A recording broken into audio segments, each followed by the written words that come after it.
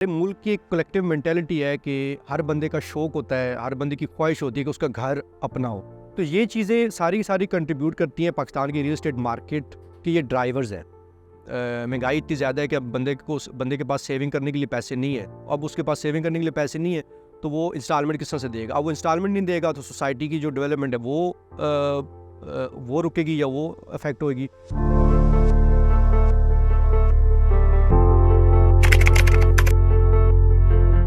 मेरा नाम नासिर हसन है जी। पिछले 10 सालों से रियल एस्टेट के शोबे से वाबस्ता है और इन 10 सालों में मार्केट के जितने भी रियल एस्टेट के बड़े प्लेयर हैं उनके साथ हमने काम किया किसी न किसी कैपेसिटी में, रियल एस्टेट कंसल्टिंग में, वैल्यूएशंस में और सेल्स में। देखिए, पाकिस्तान की जो रियल एस्टेट मार्केट है वो बड़ा एक इंटरेस्टिंग एक सब्जेक्ट है। यहाँ पे पिछले 20-30 सालों में आपने ये देखा कि जो गेटेड कम्युनिटीज़ है और मीडियम टू हाई एंड जो रेजिडेंशियल सॉल्यूशंस है उसमें बहुत ज़्यादा ग्रोथ देखी गई पाकिस्तान के अंदर। उसकी एक सबसे बड़ी वजह थी कि एक अच्छी खासी आपकी जो पॉपुलेशन है वो मिड इनकम ग्रुप के अंदर वो आती है, जिनके पास किसी न किसी एंगल में कोई ना कोई सेविंग ज़रूर होती है। इवन अगर आपकी जो lower middle class income group जो है वहाँ भी हमारे मुल्क की एक कलेक्टिव मेंटालिटी है कि हर बंदे का शौक होता है, हर बंदे की ख्वाहिश होती है कि उसका घर अपना हो। तो ये चीज़ें सारी कंट्रीब्यूट करती हैं पाकिस्तान की रियल एस्टेट मार्केट के ये ड्राइवर्स हैं। अब अगर पाकिस्तान की रियल एस्टेट मार्केट को अगर आप असेस करना चाहें 2023 में, तो थोड़ा सा आपको पीछे जाना पड़ेगा कि इससे पहले कि जो पॉलिटिकल इस्टेब्लिशमेंट थी उनकी तरफ से काफ़ी हेल्दी और फेवरेबल टैक्सेशन थी रियल एस्टेट पाकिस्तान के लिए, और एमएनएसटी की सर्टन स्कीम्स थी। ख़ास तौर पे जो नया पाकिस्तान हाउसिंग के जो प्रोजेक्ट्स हैं वो उनका बहुत हेल्दी फीडबैक था और रिस्पांस था जनरल पब्लिक की तरफ से। और पाकिस्तान की इकानमी आज से 1-2 साल पहले रिकवर कर रही थी कोरोना से।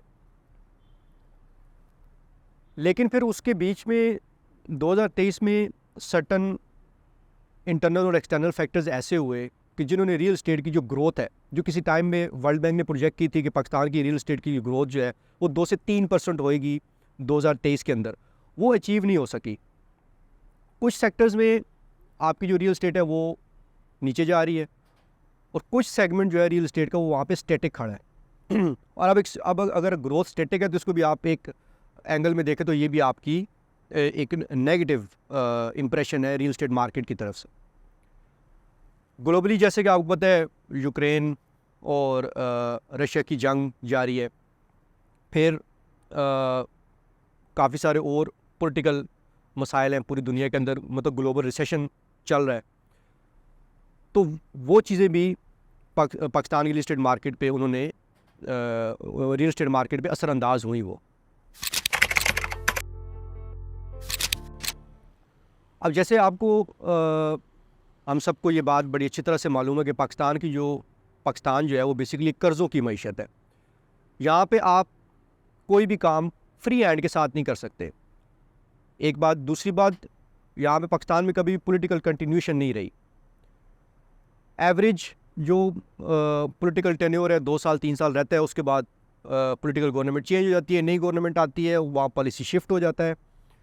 स्पेसिफिक और 2023 जैसे पिछले 2-3 सालों की बात करें तो उस पॉलिटिकल गवर्नमेंट का माइंडसेट जो था वो ये था कि रियल एस्टेट को ग्रो करवाना है, और उन्होंने सर्टन पॉलिसी और लॉ के हवाले से ऐसे काम किए जिसकी वजह से रियल एस्टेट काफ़ी ग्रो कर रही थी और लोगों ने हेफ्टी प्रॉफिट्स उठाए थे। तो 2023 में इन सारे फैक्टर्स की वजह से ग्रोथ तो खैर अचीव ना हुई। तो मेरे नज़दीक मेरी जो हम लोग जो असेस करते हैं मार्केट को, जो उसको एनालाइज करते हैं, तो आपकी रियल एस्टेट की मार्केट जो है वो पीछे की तरफ जा रही है पाकिस्तान में, और 2023 में बहुत ज़्यादा रियल एस्टेट में लोगों का नुकसान हुआ है। अब जैसे मैंने आपको बताया कि गेटेड कम्युनिटीज़ का कंसेप्ट जो है पाकिस्तान में बहुत ज़्यादा इन है और लोग बहुत ज़्यादा प्रेफर करते हैं गेटेड कम्युनिटी को। तो जो आपके DHAs और बैरियर्स हैं वहाँ पे रिलेटिवली स्टेबिलिटी देखी गई। इवन 2023 में इधर DHA पिंडी इस्लामाबाद में जो प्लाट्स वगैरह लॉन्च हुए वो भी पहले दूसरे दिन उनकी बुकिंग ख़त्म हो गई। इसके अलावा जो दूसरी सोसाइटीज़ हैं ज़ाहिर है वो भी अफेक्ट हुई हैं। आपका जो रिसेशन चल रहा है उन सोसाइटीज़ का ज़ाहिर है उनकी एक सर्टन लिमिटेशन है कि उनको डेवलपमेंट करने के लिए लोगों से एडवांसेस लेने पड़ते हैं। अब जब अगर लोगों की बाइंग पावर कम होगी, जो कि बड़ी ऑब्वियस सी बात है क्योंकि महंगाई इतनी ज़्यादा है कि अब बंदे के पास सेविंग करने के लिए पैसे नहीं है। अब उसके पास सेविंग करने के लिए पैसे नहीं है तो वो इंस्टॉलमेंट किस तरह से देगा। अब वो इंस्टॉलमेंट नहीं देगा तो सोसाइटी की जो डेवलपमेंट है वो रुकेगी या वो अफेक्ट होगी। फिर जो डेवलपर्स हैं उनको मटेरियल जो है वो महंगा ख़रीदना पड़ रहा है। जैसे कि सरिया जो है, अगर आप एक कंपोनेंट देख लें रियल एस्टेट में, जो कंटिन्यूस वीकली बेसिस के ऊपर की तरफ जा रहा है। सेम यही सिचुएशन सीमेंट और बाकी जो कंस्ट्रक्शन मटेरियल्स हैं उसमें है। तो इन रीज़न की वजह से 2023 में जो आपकी रियल एस्टेट है वो उस एंगल से ग्रो नहीं कर सकी जितना इसका पोटेंशियल है। सबसे बड़ा जो फैक्टर है अगर आपने रियल एस्टेट को एनालाइज करना है तो उसमें आप ये देख सकते हैं कि रीसेंट जो CDA का कमर्शियल प्लॉट्स का ऑक्शन हुआ है न्यू ब्लू एरिया के लिए और मराकज़ के अंदर और फ्रूट शॉप्स और इस तरह की मार्केट्स में, उसमें लेस दैन 25% प्लॉट्स जो है वो सेल हुए हैं। अब इससे पता ये चल रहा है कि जो इन्वेस्टर है उसका एतमाद अब रियल एस्टेट इन्वेस्टमेंट के ऊपर नहीं रहा, क्योंकि जो CDA के जो प्लाट्स, स्पेसिफिकली जो CDA के जो कमर्शियल प्लाट्स हैं वो एक बड़ी हेल्दी इन्वेस्टमेंट पाकिस्तान में रही। मतलब जिस बिल्डिंग में बैठे हुए हम लोग अभी बात कर रहे हैं, ये आज से 27-28 साल पहले जब ये प्लाट सेल हुए थे तो उस वक्त ये प्लाट 5 लाख रुपए का था। अभी आज की डेट में आराम से ये जो प्लाट है ये आपको 1.5 से 2 अरब रुपए का आपका बिक जाएगा। तो इतने हेल्दी प्रॉफिट्स थे, लेकिन इसके बावजूद CDA के ऑप्शंस के अंदर लोग इंटरेस्ट नहीं ले रहे। एक बात। दूसरी बात, आज से 1.5 साल पहले जो CDA के जो प्लाट्स सेल हुए, स्पेसिफिकली अगर बात कर लें न्यू ब्लू एरिया की, just as an indicator of real estate, जो एज़ कम्पेयर टू 2022 और 2023, तो वो अपवर्ड्स ऑफ 25 लाख 30 लाख रुपए पर स्क्वायर यार्ड पे सेल हो रहे थे। अभी रिसेंट वही प्लाट जो 3-4 महीने पहले वाले ऑक्शन में सेल हुए हैं वो 1.5 मिलियन पर स्क्वायर यार्ड में सेल हुए कमर्शियल प्लाट्स।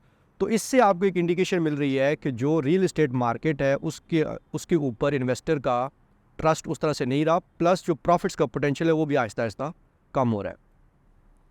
अब अगर ये मान लिया जाए कि 2023 का साल जो है वो इतना हेल्दी नहीं रहा रियल एस्टेट के लिए, तो हमें देखना ये पड़ेगा कि ऐसा क्यों है, ऐसा क्यों हो रहा है। एक जो सबसे बड़ा जो फैक्टर है वो है पॉलिटिकल विजडम का। आपने अगर इकानमी में ग्रोथ लेके आनी है तो इकानमी के एक सर्टन सेगमेंट में ग्रोथ लेके आनी है। अब अगर आपने किसी सेगमेंट को ग्रो करना है तो आप उस सेगमेंट के लिए ऐसी पॉलिसीज़ बनाते हैं, ऐसी प्लानिंग करते हैं कि जिसमें वो बेस्ट पॉसिबल ग्रोथ अचीव कर सके। अब पाकिस्तान में अगर रियल एस्टेट में देखा जाए तो अगर स्पेसिफिकली बात करें टैक्सेस की, अगेन जो कर्ज़ों की जो मैशत होती है उनकी कुछ मजबूरियां होती हैं, जहाँ से उनको पोटेंशियल लग रहा होता है कि यहाँ से कोई टैक्स आ सकता है, वो टैक्सेस का रेट वहाँ पे बढ़ाते चले जाएंगे। अब रियल एस्टेट में आपने जैसे देखा 2022 के मुकाबले में 2023 में कैपिटल गेन टैक्सेस जो है वो ऑलमोस्ट डबल कर दिया आप, अगर आप बीच में नॉन फाइलर्स को भी ले लें।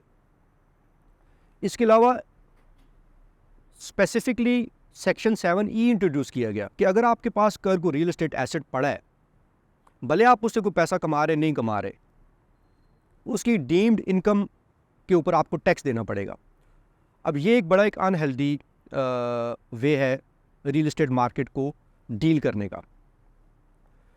फिर दूसरी चीज़ ये है कि आपने लोगों की स्पेंडिंग कम करने के लिए पॉलिसी रेट जो है उसको पिछले 3-4 सालों में जो 10-15% की रेंज में था, आज वो 22% तक जा चुका है।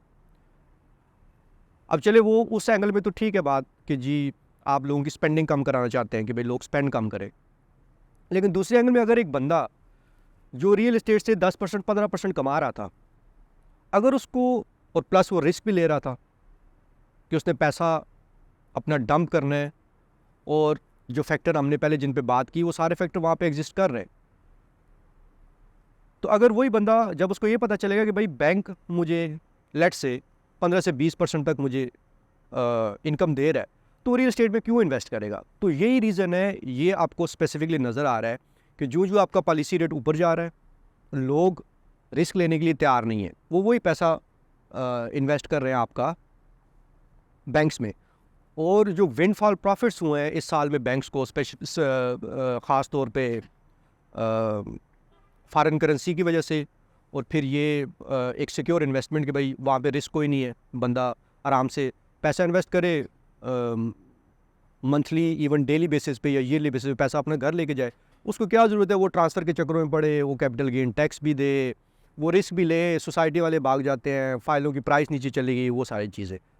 तो इन चीज़ों की वजह से आपकी जो रियल एस्टेट मार्केट है वो परफॉर्म इतना अच्छा नहीं कर रही।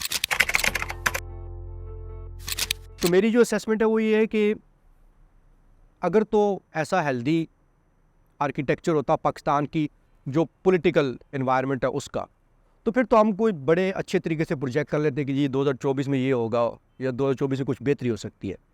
आपके सामने फेब में इलेक्शंस होने हैं, गवर्नमेंट आएगी और उसने टोटली पॉलिसी शिफ्ट कर लेना है किसी और एंगल में, क्योंकि गवर्नमेंट की जो इस टाइम के ऊपर जो सबसे बड़ी जो मजबूरी है या जो ज़रूरत है वो है पाकिस्तान जो डिफ़ॉल्ट कर चुके हैं उस डिफ़ॉल्ट से उसको वापस लेके आना।